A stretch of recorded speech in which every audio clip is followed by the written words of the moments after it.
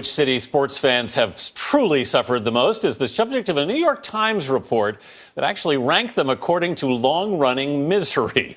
Joining us is Amy Lawrence, host of After Hours with Amy Lawrence on CBS Sports Radio. Amy, good morning. Good morning. Well, the top-ranked city is Cleveland. Oh, Cleveland. Poor Cleveland. Poor Cleveland. Do you think they deserve this honor? Yes, and actually I think that had this column come out before the news from last night about their all-star point guard breaking his kneecap and now being out for the rest of the finals, probably it would have been Cleveland and then smaller bullet points for everyone else, unfortunately. But we do feel bad for them. It's been a long time since they've won a title. They've got one with the Browns back in the 60s. Right. The Cavaliers have never won.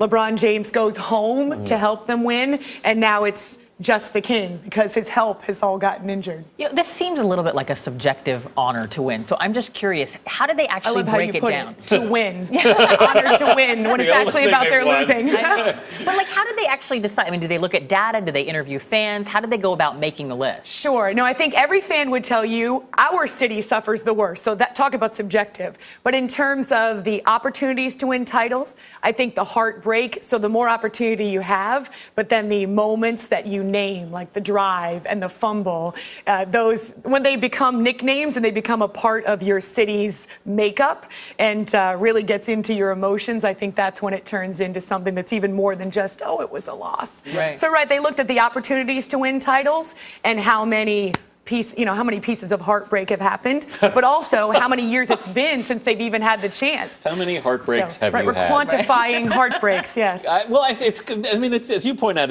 I think every fan feels they suffer the most in some strange way. I'm a Knicks fan. We haven't won since 1973. A Mets fan since 1986. We can all point to these dates. That is true. But I will say this, as fans, we reserve the right to be really defensive about our teams, emotional, we're irrational, we're illogical, but that's part of the love affair.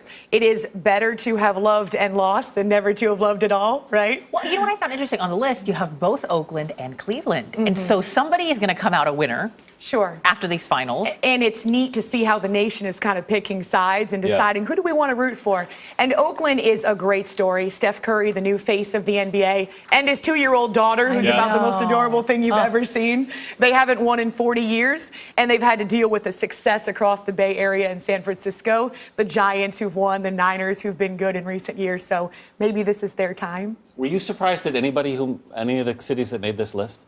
I was a little bit surprised about Seattle because they just won the Super Bowl 2 years ago. They were in the Super Bowl again, a half yard away from winning back-to-back titles against the Patriots this year. And the Mariners are great. They've got one of the top pitchers in the country in Felix Hernandez.